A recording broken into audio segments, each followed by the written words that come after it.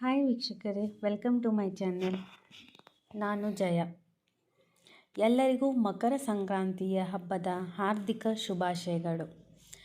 ವೀಕ್ಷಕರೇ, ಬನ್ನಿ ಮಕರ ಸಂಕ್ರಾಂತಿಯ ಮಹತ್ವವನ್ನು ತಿಳಿದುಕೊಳ್ಳೋಣ. ಮಕರ ಸಂಕ್ರಾಂತಿಯ ದಿನದಂದು ಸೂರ್ಯನು ಧನುರಾಶಿ ಚಿಹ್ನೆಯಿಂದ ಮಕರ ರಾಶಿ ಚಿಹ್ನೆಯನ್ನು ಪ್ರವೇಶಿಸುತ್ತಾನೆ. ಶನಿಯು ಸೂರ್ಯದೇವನ ಮಗ. ಈ ದಿನ ಸೂರ್ಯ ಸ್ವತಃ ತನ್ನ ಮಗನಾದ ಶನಿಯನ್ನು ಭೇಟಿಯಾಗಲು ಮನೆಗೆ ಬರುತ್ತಾನೆ ಎನ್ನುವ ನಂಬಿಕೆ ಇದೆ. ಈ ಕಾರಣದಿಂದಾಗಿ ಈ ವಿಶೇಷ ದಿನವನ್ನು ಮಕರ ಸಂಕ್ರಾಂತಿ ಎಂದು ಕರೆಯಲಾಗುತ್ತದೆ. ಈ ಮಕರ ಸಂಕ್ರಾಂತಿಯಲ್ಲಿ ಶನಿ ಚಲಿಸುತ್ತಿರುವುದು ಒಳ್ಳೆಯದು. ಈ ಕಾರಣದಿಂದಾಗಿ ಮಕರ ಸಂಕ್ರಾಂತಿ ಹೆಚ್ಚು ಮಹತ್ವದ್ದಾಗಿದೆ. ಈ ದಿನ ಸೂರ್ಯನು ಉತ್ತರಾಯಣದಲ್ಲಿ ಸಂಚಾರವನ್ನು ಮಾಡುತ್ತಾನೆ. ಉತ್ತರಾಯಣವನ್ನು ದೇವತೆಗಳು ಹಗಲು ವಾಸಿಸುವ ದಿಕ್ಕು, ದಕ್ಷಿಣವನ್ನು ದೇವತೆಗಳು ರಾತ್ರಿ ವಾಸಿಸುವ ದಿಕ್ಕು ಎಂದು ಧರ್ಮ ಗ್ರಂಥಗಳಲ್ಲಿ ಹೇಳಲಾಗಿದೆ. ಸೂರ್ಯನು ಉತ್ತರಾಯಣವಾಗಿದ್ದಾಗ ಬಿಸಿಯಾದ ಋತುಮಾನವು ಪ್ರಾರಂಭವಾಗುತ್ತದೆ. ಈ ದಿನದಂದು ದಾನ ಮಾಡುವುದರಿಂದ ನವೀಕರಿಸಬಹುದಾದ ಸದ್ಗುಣವನ್ನು ಸಾಧಿಸಲು ಕಾರಣವಾಗುತ್ತದೆ ಮತ್ತು ಜನ್ಮಗಳ ಫಲವನ್ನು ನೀಡುತ್ತದೆ ಎನ್ನುವ ನಂಬಿಕೆ ಇದೆ. ಮಕರ ಸಂಕ್ರಾಂತಿಯ ಬಗ್ಗೆ ಅನೇಕ ಕಥೆಗಳಿವೆ. ಮೊದಲ ಕಥೆಯನ್ನು ಶ್ರೀಮದ್ ಭಾಗವತ ಮತ್ತು ದೇವಿ ಪುರಾಣಗಳಲ್ಲಿ ಹೇಳಲಾಗಿದೆ. ಈ ಕಥೆಗಳ ಪ್ರಕಾರ ಶನಿ ಮಹಾರಾಜನು ತನ್ನ ತಂದೆ ಸೂರ್ಯದೇವನ ವಿರುದ್ಧ ದ್ವೇಷ ಹೊಂದಿದ್ದನು.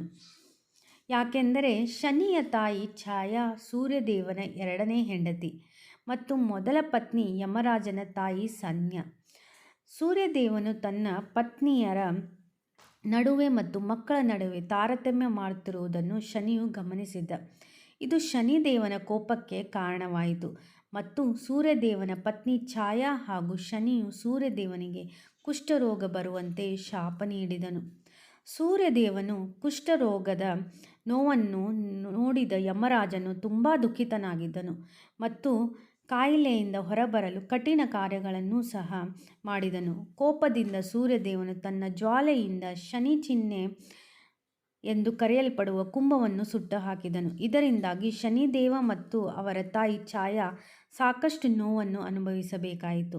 ಯಮರಾಜ ತನ್ನ ಮಲತಾಯಿ ಮತ್ತು ಸಹೋದರ ಶನಿಯ ದುಃಖವನ್ನು ನೋಡಿ ತನ್ನ ತಂದೆ ಸೂರ್ಯದೇವನ ಬಳಿ ಅವರ ಜೀವನವನ್ನು ಅಭಿವೃದ್ಧಿಗೊಳಿಸುವಂತೆ ಬೇಡಿಕೊಳ್ಳುತ್ತಾನೆ. ಯಮರಾಜನಿಂದ ಸಾಂತ್ವನ ಪಡೆದ ನಂತರ ಸೂರ್ಯದೇವನು ಕುಂಭದಲ್ಲಿರುವ ತನ್ನ ಮನೆಗೆ ಆದಾಗಲೇ ಅಲ್ಲಿ ಎಲ್ಲವೂ ಸುಟ್ಟು ಹೋಗಿತ್ತು. ಆ ಸಮಯದಲ್ಲಿ ಶನಿದೇವನ ಬಳಿ ಕಪ್ಪು ಎಳ್ಳನ್ನು ಹೊರತುಪಡಿಸಿ ಬೇರೇನೂ ಇರಲಿಲ್ಲ. ಆದ್ದರಿಂದ ಅವನು ಕಪ್ಪು ಎಳ್ಳಿನಿಂದ ಸೂರ್ಯದೇವನನ್ನು ಪೂಜಿಸಿದನು. ಶನಿ ಪೂಜೆಯಿಂದ ಸಂತಸಗೊಂಡ ಸೂರ್ಯದೇವನು ಶನಿ ಮಹಾರಾಜನಿಗೆ ಆಶೀರ್ವದಿಸಿ, ಶನಿ ಅವನ ಎರಡನೇ ಮಕರ ರಾಶಿಗೆ ಬಂದಾಗ ಅವನ ಸಂಪತ್ತು ಹೆಚ್ಚಾಗುತ್ತದೆ. ಆದ್ದರಿಂದ ಶನಿ ಮಹಾರಾಜನಿಗೆ ಎಳ್ಳು ತುಂಬ ಇಷ್ಟ. ಈ ಕಾರಣಕ್ಕಾಗಿ ಸೂರ್ಯದೇವನ ಮತ್ತು ಶನಿ ಮಹಾರಾಜನ ಆರಾಧನೆಯ ನಿಯಮವು ಎಳ್ಳಿನೊಂದಿಗೆ ಮಕರ ಸಂಕ್ರಾಂತಿಯಿಂದ ಪ್ರಾರಂಭವಾಯಿತು ಮತ್ತು ಇದನ್ನು ಎಳ್ಳು ಸಂಕ್ರಾಂತಿ ಎಂದು ಕೂಡ. ಈ ಹಬ್ಬವನ್ನು ಭಾರತೀಯರು ಏಕೆ ಆಚರಿಸುತ್ತಾರೆ? ಯಾವ ಹಬ್ಬವನ್ನು ಸುಮ್ಮನೆ ಆಚರಿಸುವುದಿಲ್ಲ. ಅದರ ಹಿಂದೆ ವೈಜ್ಞಾನಿಕ ಕಾರಣ ಇದ್ದೇ ಇರುತ್ತದೆ. ಈ ಬ್ರಹ್ಮಾಂಡದ ಪ್ರತಿ ಚಲನೆ, ಪ್ರತಿ ಬದಲಾವಣೆ ನಮ್ಮ ಬದುಕಿನಲ್ಲಿ ಪರಿಣಾಮ ಬೀರುತ್ತಾ ಹೋಗುತ್ತದೆ. ಆ ಬದಲಾವಣೆ ದಿನವನ್ನು ಹಬ್ಬವನ್ನಾಗಿ ಆಚರಿಸಲಾಗುತ್ತದೆ. ಈ ಸಂಕ್ರಾಂತಿಯ ಮಹತ್ವವನ್ನು ತಿಳಿಯೋಣ ಬನ್ನಿ. ಈ ಸಂಕ್ರಾಂತಿಯ ಕಾಲವನ್ನು ಪವಿತ್ರ ಕಾಲವೆಂದು ಭಾವಿಸುತ್ತಾರೆ. ಈ ಮಹಾಭಾರತದಲ್ಲಿ ಕುರುಕ್ಷೇತ್ರ ಸಂದರ್ಭದಲ್ಲಿ ಅರ್ಜುನನ ಬಾಣದಿಂದ ಘಾತಿಸಲ್ಪಟ್ಟ ಶರಶೈಯಲ್ಲಿ ಮಲಗಿದ್ದ ಭೀಷ್ಮ ಎಂಬ ಇಚ್ಛಾಮರಣತ್ವವನ್ನು ಕೊನೆಗೊಳಿಸಲು ಉತ್ತರಾಯಣ ಪರ್ವಕಾಲಕ್ಕೆ ಕಾಯುತ್ತಾ ಇದ್ದರಂತೆ. ಉತ್ತರಾಯಣ ಕಾಲ ಬಂದ ಕೂಡಲೇ ಪಿತಾಮಹ ತಮ್ಮ ದೇಹವನ್ನು ತೊರೆದರು. ಆ ಉತ್ತರಾಯಣ ಕಾಲವೇ ಸಂಕ್ರಾಂತಿ. ಇನ್ನು ಭಗೀರಥನ ತಪಸ್ಸಿಗೆ ಮೆಚ್ಚಿ ಅವನ ವಂಶಜರಿಗೆ ಮುಕ್ತಿ ಕೊಡಿಸಿ ಎಂದು ಭೂಮಿಗೆ ಇಳಿದು ಬಂದ ದೇವಗಂಗೆ ಭಗೀರಥನ ಹಿಂದೆ ಕಪಿಲ ಮಹರ್ಷಿಗಳ ಆಶ್ರಮ ಪ್ರವೇಶ ಮಾಡಿದ ದಿನ. ಅದಕ್ಕೆ ಇದನ್ನು ಪಾಪನಾಶಕ ದಿನವೆಂದು ಕರೆಯಲಾಗುತ್ತದೆ. ಹಾಗೆಯೇ ದೇವನಾದ ಮಹಾದೇವ ಇದೇ ದಿನ ಸೂರ್ಯದೇವ ಮಕರ ರಾಶಿಯನ್ನು ಪ್ರವೇಶ ಮಾಡುವ ದಿನ. ಮಹಾವಿಷ್ಣುವಿಗೆ ಆತ್ಮಜ್ಞಾನವನ್ನು ಬೋಧಿಸಿದ ಎಂದು ಹೇಳಲಾಗುತ್ತದೆ. ಹಾಗಾಗಿ ಈ ದಿನವನ್ನು ಜ್ಞಾನಕಾರಕ ದಿನ ಎಂದು ಹೇಳಲಾಗುತ್ತದೆ. ಮಹಾಪುರಾಣದ ಪ್ರಕಾರ ದೇವತೆಗಳ ದಿನ ಶುರುವಾಗುವುದು ಇದೇ ದಿನ. ಹೀಗಾಗಿ ಈ ದಿನವನ್ನು ಕಲ್ಯಾಣಕರ ದಿನ ಎಂದು ಕೂಡ ಕರೆಯಲಾಗುತ್ತದೆ. ಇನ್ನು ಕರ್ನಾಟಕದಲ್ಲಿ ಈ ಹಬ್ಬವನ್ನು ಹೇಗೆ ಆಚರಿಸುತ್ತಾರೆ? ಕರ್ನಾಟಕದಲ್ಲಿ ಸಂಕ್ರಾಂತಿಗೆ ಸಂಬಂಧಪಟ್ಟ ಆಚರಣೆಗಳಲ್ಲಿ ಮುಖ್ಯವಾಗಿ ಕಂಡುಬರುವುದು ಎಳ್ಳು ಬೆಲ್ಲ. ಮನೆಯಲ್ಲಿ ಎಳ್ಳು ಬೆಲ್ಲವನ್ನು ತಯಾರಿಸಿ ಸುತ್ತಲಿನ ಮನೆಗಳಿಗೆ ಎಳ್ಳು ಹಂಚುವುದು ಸಂಕ್ರಾಂತಿಯ ಸಂಪ್ರದಾಯ. ಎಳ್ಳಿನ ಜೊತೆಗೆ ಸಕ್ಕರೆ ಅಚ್ಚುಗಳು, ಹಣ್ಣು ಮತ್ತು ಕಬ್ಬಿನ ತುಂಡುಗಳನ್ನು ಸಹ ಬೀರುವುದುಂಟು. ಸಣ್ಣ ಸಣ್ಣ ಚೂರುಗಳಾಗಿ ಕತ್ತರಿಸಿದ ಬೆಲ್ಲ, ಒಣಕೊಬ್ಬರಿ, ಹುರಿಗಡಲೆ, ಸಿಪ್ಪೆ ತೆಗೆದ ಕಡಲೆಕಾಯಿ ಬೀಜ ಹಾಗೂ ಹುರಿದ ಬಿಳಿ ಎಳ್ಳನ್ನು ಸೇರಿಸಿ ಎಳ್ಳು ಬೆಲ್ಲ ತಯಾರಿಸಲಾಗುತ್ತದೆ. ಕರ್ನಾಟಕದ ರೈತರಿಗೆ ಸುಗ್ಗಿ ಅಥವಾ ಸುಗ್ಗಿಯ ಹಬ್ಬ.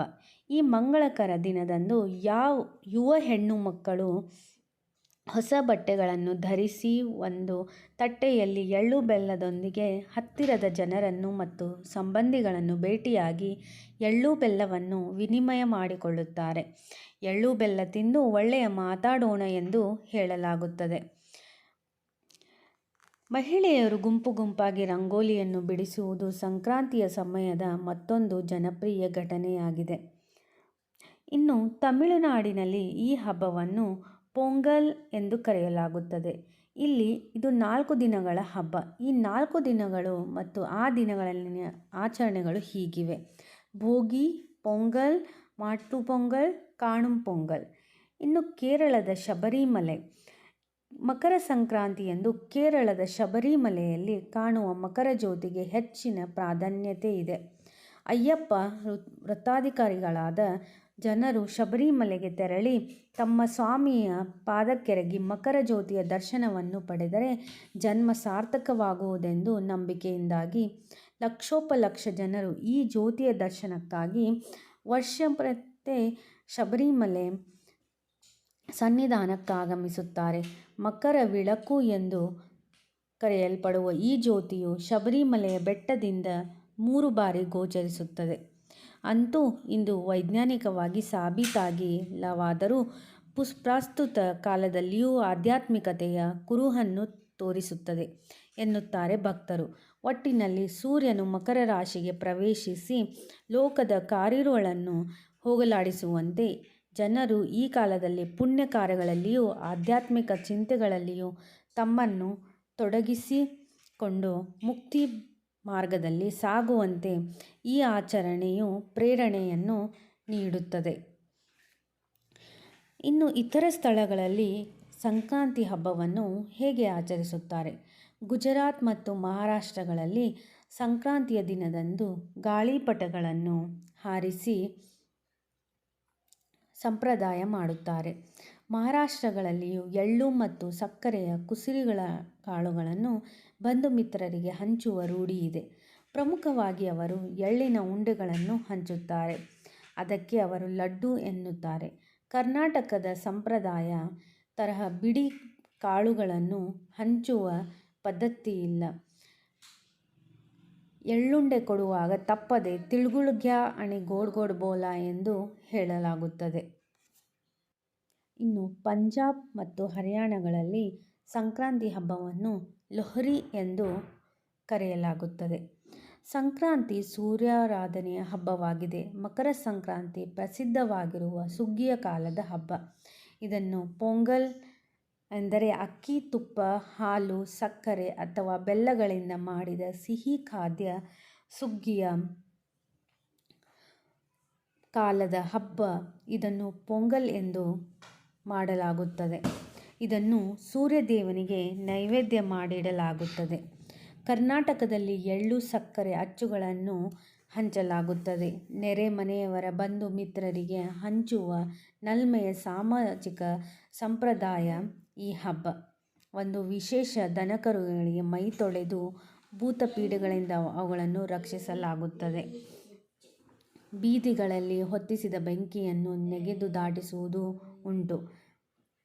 ಈ ಹಬ್ಬವು ಒಂದು ಪ್ರಾಕೃತಿಕ ಹಬ್ಬವನ್ನಾಗಿ ಕರೆಯುತ್ತಾರೆ.